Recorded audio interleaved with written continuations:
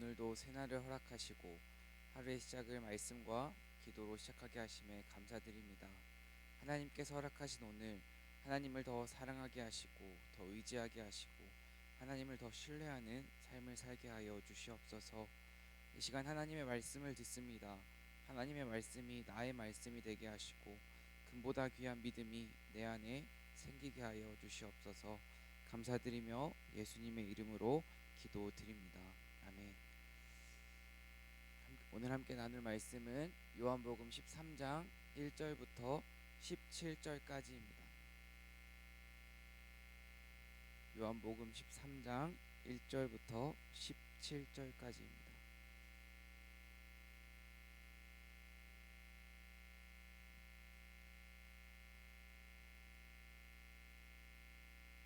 오늘 말씀을 함께 합독하도록 하겠습니다. 1절입니다.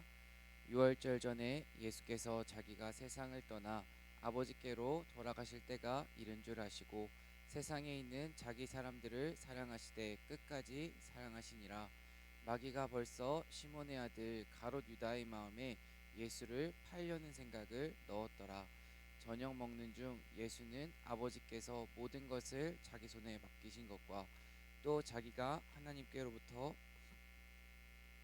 돌아가실 것을 아시고 저녁 잡수시던 자리에서 일어나 겉옷을 벗고 수건을 가져다가 허리에 두르시고 이에 대야에 물을 떠서 제자들의 발을 씻으시고 그 두르신 수건으로 닦기를 시작하여 시몬 베드로에게 이르시니 베드로가 이르되 주여 주께서 내 발을 씻으시나이까. 예수께서 대답하여 이르시되 내가 하는 것을 내가 지금은 알지 못하나 이후에는 알리라. 베드로가 이르되 내 발을 절대로 씻지 못하시리이다. 예수께서 대답하시되 내가 너를 씻어주지 아니하면 내가 나와 상관이 없느니라. 시몬 베드로가 이르되 주여 내 발뿐 아니라 손과 머리도 씻어 주옵소서. 예수께서 이르시되 이미 목욕한 자는 발밖에 씻을 필요가 없느니라. 온몸이 깨끗하니라. 너희가 깨끗하나 다는 아니니라 하시니 이는 자기를 팔 자가 누구인지 아심이라. 그러므로 다는 깨끗하지 아니하다 하시니라. 그들의 발을 씻으신 후에 옷을 입으시고 다시 앉아 그들에게 이르시되 내가 너희에게 행한 것을 너희가 아느냐. 너희가 나를 선생이라 또는 주라 하니 너희 말이 옳도다. 내가 그러하다. 내가 주와 또는 선생이 되어 너희 발을 씻었으니 너희도 서로 발을 씻어주는 것이 옳으니라. 내가 너희에게 행한 것 같이 너희도 행하게 하려 하여 본을 보였노라. 내가 진실로 진실로 너희에게 이르노니 종이 주인보다 크지 못하고 보냄을 받은 자가 보낸 자보다 크지 못하나니 너희가 이것을 알고 행하면 복이 있으리라. 아멘. 이 새벽 이 자리에 함께하고 있는 성도님들 가운데 주님의 은총과 평화가 가득하길 소망합니다. 요한복음 1장부터 12장까지는 예수님이 누구신지에 대해 말해주고 있습니다. 그렇다면 이제 오늘부터 살펴보게 될 요한복음 13장부터 20장까지는 이제 예수님께서 제자들에게 이 땅 가운데에서 제자들이 어떻게 살아가야 하는지를 기록한 말씀이 오늘부터 살펴보게 될 요한복음 13장입니다. 제자들이 이 세상에서 어떻게 살아가야 하는지를 예수님께서 말씀해 주시며 가장 먼저 첫 번째로 보여주시는 그 사건이 바로 지금 함께 읽은 세족식입니다. 1절 말씀입니다. 유월절 전에 예수께서 자기가 세상을 떠나 아버지께로 돌아가실 때가 이른 줄 아시고 1절 말씀을 살펴보면 아버지께로 돌아가실 때라는 문장이 등장합니다. 예수님께서 아버지께로 돌아가야 할 때는 예수님의 죽음을 의미합니다. 그렇다면 이 죽음에 대해서 함께 살펴보기를 소망합니다. 예수님의 죽음이란 비참한 죽음이 아닙니다. 예수님의 죽음은 하나님께로 돌아감입니다. 사람이 죽으면 우리는 보통 사람이 죽었다고 말을 하기도 하지만 돌아가셨다고 말을 하기도 하고 이 세상을 떠났다라고 말을 하기도 합니다. 이 말 속에 담긴 원래 의미를 생각해 보면 사람이 원래 있었던 곳으로 돌아간다라는 의미가 담겨 있습니다. 예수님도 마찬가지입니다. 예수님은 이 땅에 하나님으로부터 보냄을 받았습니다. 그런데 이제는 예수님께서 자기가 원래 있어야 하는 곳인 그곳으로 돌아간다는 장소의 의미가 장소가 바뀌는 돌아간다는 의미가 1절 말씀 가운데에 담겨 있습니다. 예수님의 사명은 하나님으로부터 보내심을 받은 사람입니다. 하나님으로부터 보내심을 받은 사람은 보내신 사람의 뜻을 완수해야 칭찬을 받을 수가 있습니다. 그렇다면 하나님께서 예수님께 부여하신 그 사명은 이 땅 가운데에서 많은 사람들을 구원하고 결국 십자가의 죽음을 통해서 최종적인 구원 사역을 완성하는 것입니다. 그렇다면 예수님의 죽음은 비참한 죽음이 아니라 하나님의 뜻을 이루어내는 영광적인 사건으로 우리가 해석할 수 있습니다. 우리가 세상을 살아가면서 내 뜻과 하나님 뜻 사이에서 갈등할 때가 있습니다. 내 뜻을 이루어내서 행복한 삶을 이루어내는 것이 정말 이 땅에서 우리가 추구해야 할 것이 아니라 하나님의 뜻을 이루어내서 하나님께 영광 돌리는 삶을 살아가는 것을 우리는 마음 가운데 품고 살아가야 할 줄로 믿습니다. 이 새벽 나를 향한 하나님의 뜻이 무엇인지 묻고 나아가는 저와 여러분 되길 간절히 소망합니다. 우리에게 주어진 그 삶의 자리 가운데에서 하나님의 뜻을 이루어내는 그 사람만이 하나님께 영광 돌리는 삶을 살아갈 수가 있습니다. 하나님께서 예수님에게 맡긴 그 사명에 대해서 조금 더 살펴보겠습니다. 1절 후반부 말씀을 살펴보면 세상에 있는 자기 사람들을 사랑하시되 끝까지 사랑하시니라 이 말씀이 있습니다. 예수님의 사명은 모든 사람들을 사랑하시되 끝까지 사랑하는 것입니다. 이 말씀에 등장하는 자기 사람들을 예수님과 가까이 있는 사람들로만 오해하면 안 됩니다. 요한복음 6장 39절 말씀을 살펴보면 나를 보내신 이의 뜻은 내게 주신 자 중에 내가 하나도 잃어버리지 아니하고 마지막 날에 다시 살리는 이것이니라. 예수님의 사명은 한 명도 잃어버리지 않는 것, 즉 모든 사람을 사랑하는 것이 예수님의 사명입니다. 그리고 또 우리가 1절 말씀 가운데에서 깊이 생각해 보아야 하는 단어가 있습니다. 바로 끝까지라는 단어입니다. 이 끝까지라는 단어는 원어 헬라어를 살펴보면 텔로스라는 단어입니다. 이 텔로스라는 단어는 끝이라는 의미도 있지만 목적이라는 의미도 동시에 품고 있습니다. 끝까지 사랑하셨다라는 그 의미 가운데에는 포기하지 않고 계속해서 사람들을 사랑했다 이렇게 해석할 수도 있지만 목적이 이루어질 때까지 사랑하겠다라는 의미도 담겨 있습니다.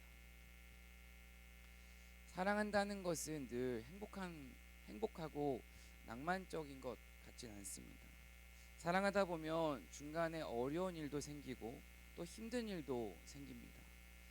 고린도전서 13장을 살펴보면 사랑에 대한 이야기가 등장합니다. 사랑은 오래 참는다는 것이 쉽지 않습니다. 또 온유하다는 것도 쉽지 않습니다. 나와 생각이 다르고 나의 속을 썩이면 포기하고 싶고 그만두고 싶은 것이 사랑입니다. 하지만 예수님의 사랑은 우리의 사랑과는 다릅니다. 내가 어떤 모습이든 내가 어떤 상황에 있든 예수님께서는 예수님의 목적을 이루실 때까지 나를 포기하지 않고 사랑하십니다. 이것을 믿고 살아가는 것이 제자의 도리입니다. 그리고 또한 이것을 아는 것이 진정한 은혜인 줄로 믿습니다. 예수님의 사랑은 끝까지 나를 포기하지 않는 사랑입니다. 또한 예수님의 목적이 이루어질 때까지 나와 함께하는 사랑입니다. 이 사랑은 결코 세상의 어느 것과도 비교할 수가 없습니다. 그런데 유다라는 사람은 예수님의 이 사랑에 마음을 열지 않습니다. 유다가 예수님의 사랑을 거부하고 예수님을 팔아 넘기는 이유가 2절 말씀에 등장합니다. 2절 말씀입니다. 마귀가 벌써 시몬의 아들 가룟 유다의 마음에 예수를 팔려는 생각을 넣었더라. 마귀가 유다의 마음 가운데에 예수님을 팔려고 하는 생각을 집어넣었습니다.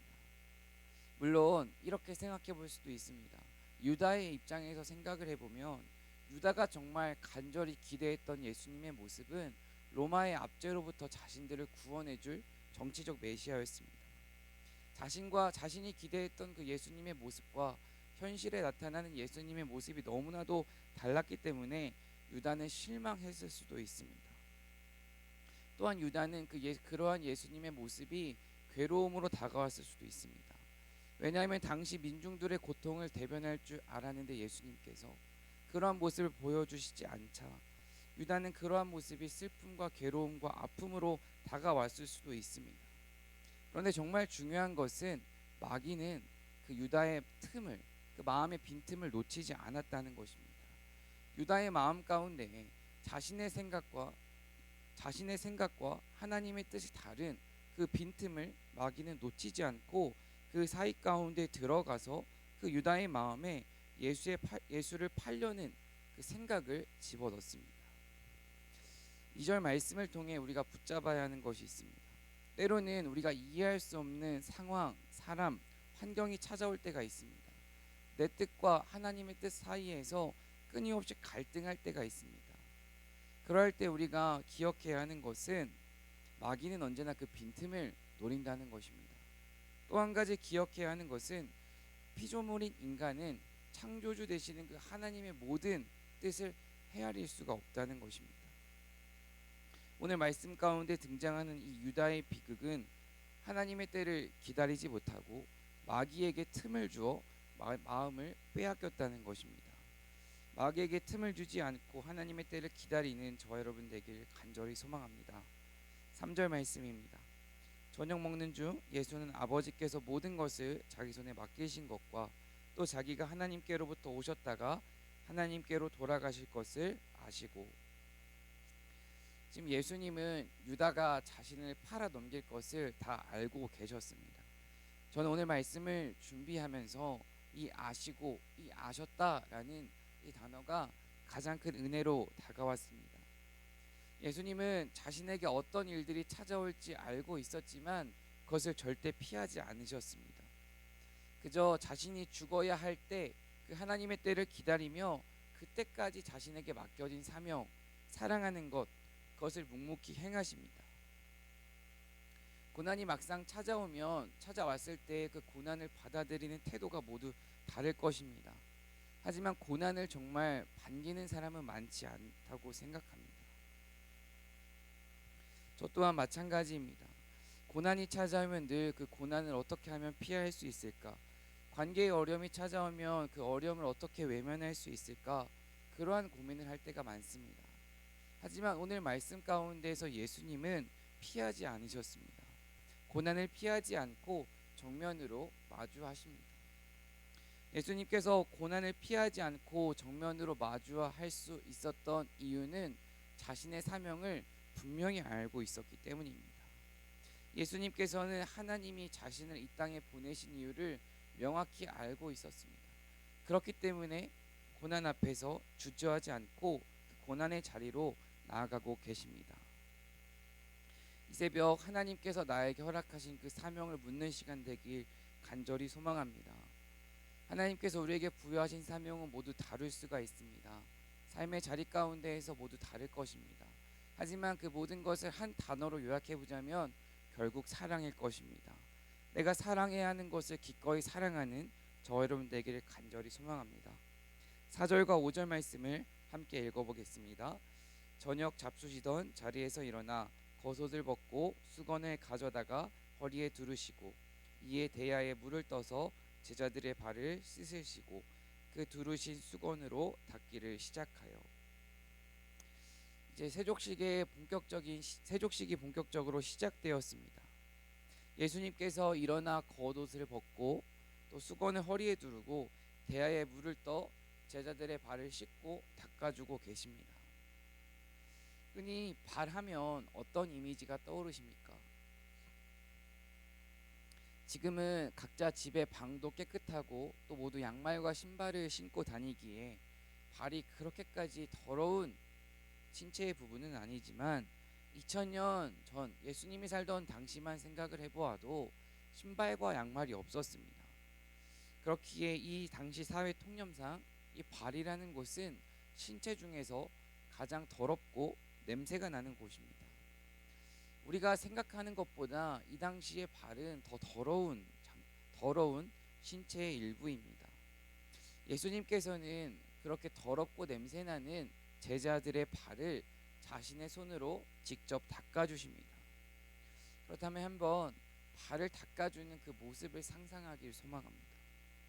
누군가의 발을 제대로 닦아주기 위해서는 첫 번째로 자신의 자세를 낮추어야 합니다. 그리고 두 번째로 무릎을 꿇어야 합니다. 그리고 물만 발에 적시는 것이 아니라 자신의 손으로 상대방의 발을 어루만져 주어야 합니다. 지금 예수님의 행동은 자세를 낮추고 무릎을 꿇고 발을 어루만지고 있습니다. 이러한 행동이 바로 예수님의 사랑의 표현입니다. 이 사랑의 표현은 제자들의 마음 가운데 깊숙이 스며들었을 것입니다. 예수님의 사랑은 위에서 아래를 내려보는 것이 결코 아닙니다. 예수님의 사랑은 자세를 낮추고 시선을 맞추는 것입니다. 그리고 그들의 삶 가운데로 들어가는 것입니다.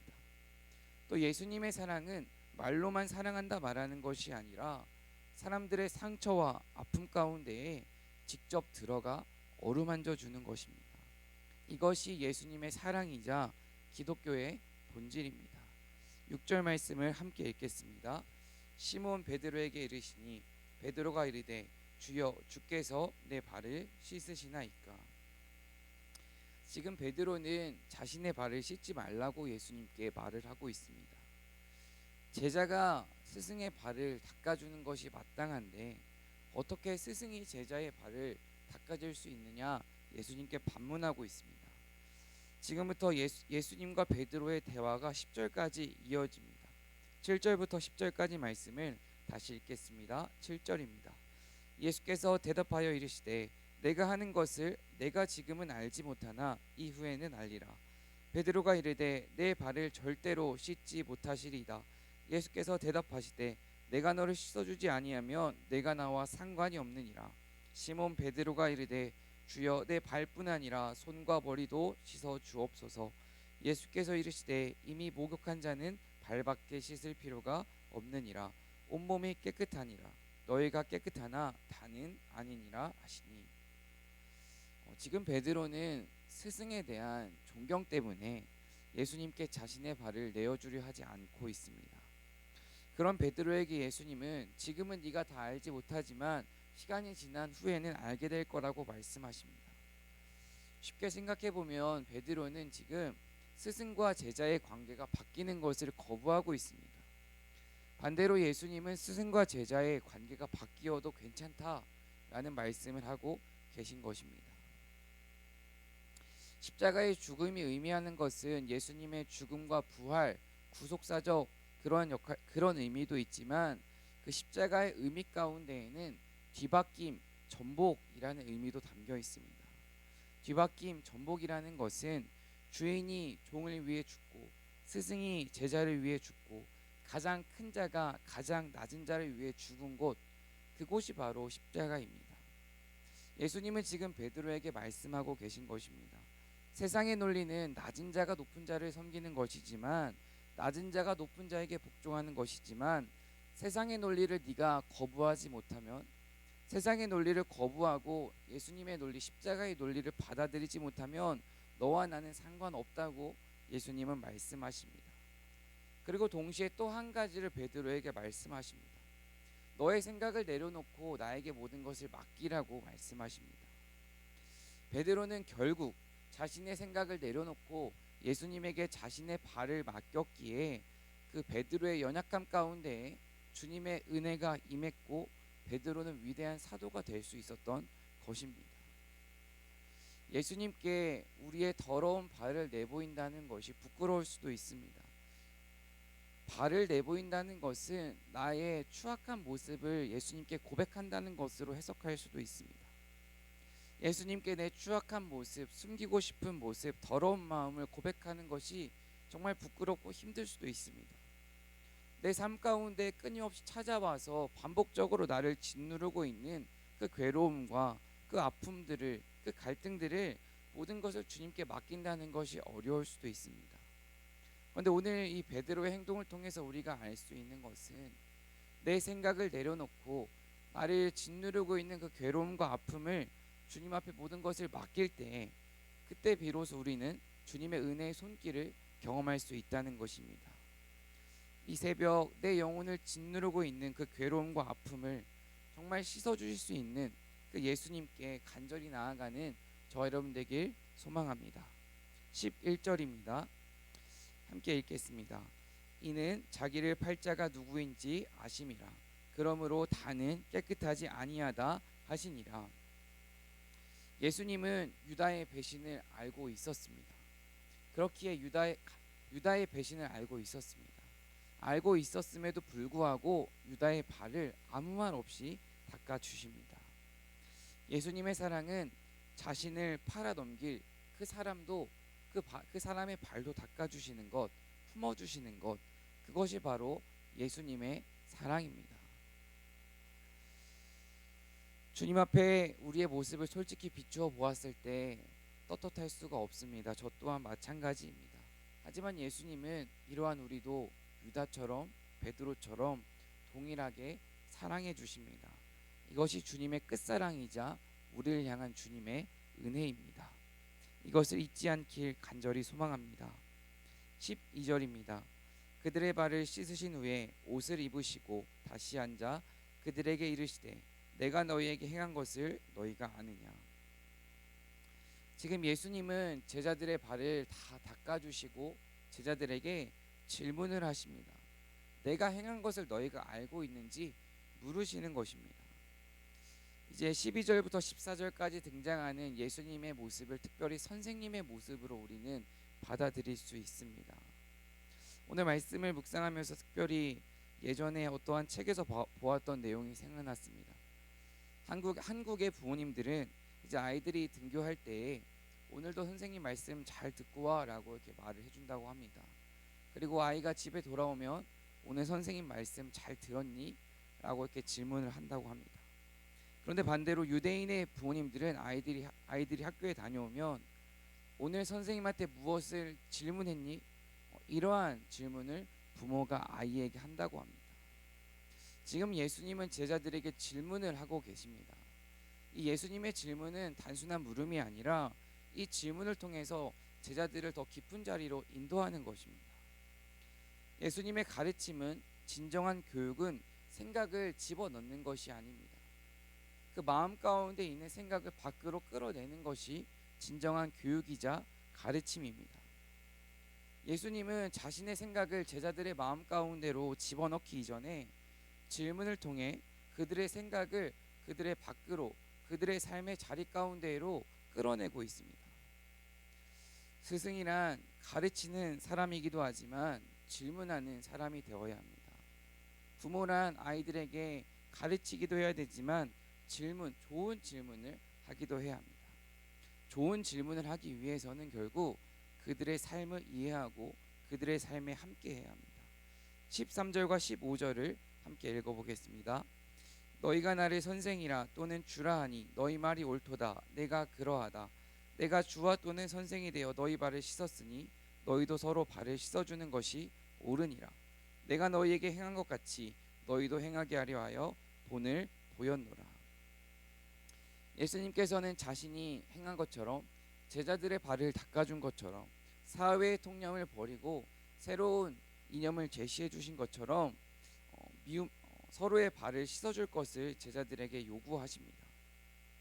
그런데 여기서 서로 발을 씻어준다는 것은 더 깊은 차원에서 생각해 보면 너희가 나를 믿어서 세상에서 미움을 받고 멸시를 받고 천대를 받을 텐데 그것을 알고도 그것을 받고도 미움을 받고도 사랑하는 것이 용서해 주는 것이 옳은 것이다 라고 말씀하시는 것입니다.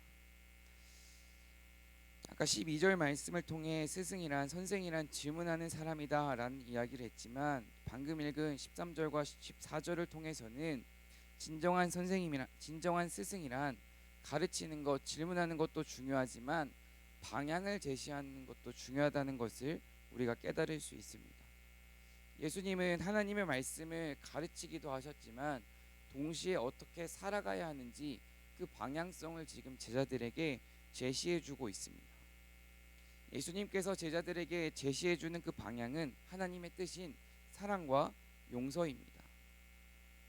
예수님은 사랑해라 말씀만 하지 않으시고 발을 씻겨라 요구하지만 않으시고 자신의 삶을 통해 먼저 보여주셨습니다. 사랑하라 말씀하시기 이전에 나를 사랑해 주시고 용서해라 말씀하시기 전에 나를 용서해 주신 그 예수님의 사랑을 기억하길 간절히 소망합니다. 이것을 기억하고 있다면 우리의 삶의 자리 가운데에서도 사랑과 섬김을 실천할 수 있을 것입니다. 마지막으로 16절과 17절을 살펴보겠습니다. 16절과 17절입니다. 내가 진실로 진실로 너에게 이르노니 종이 주인보다 크지 못하고 보냄을 받은 자가 보낸 자보다 크지 못하나니 너희가 이것을 알고 행하면 복이 있으니라. 진정 복 있는 사람은 누구일까요? 진정 복 있는 사람은 하나님의 뜻을 알고 하나님의 뜻을 주야로 묵상하는 사람입니다. 그리고 그대로 살아가는 사람입니다. 그렇다면 우리를 향한 하나님의 궁극적인 뜻은 무엇일까요?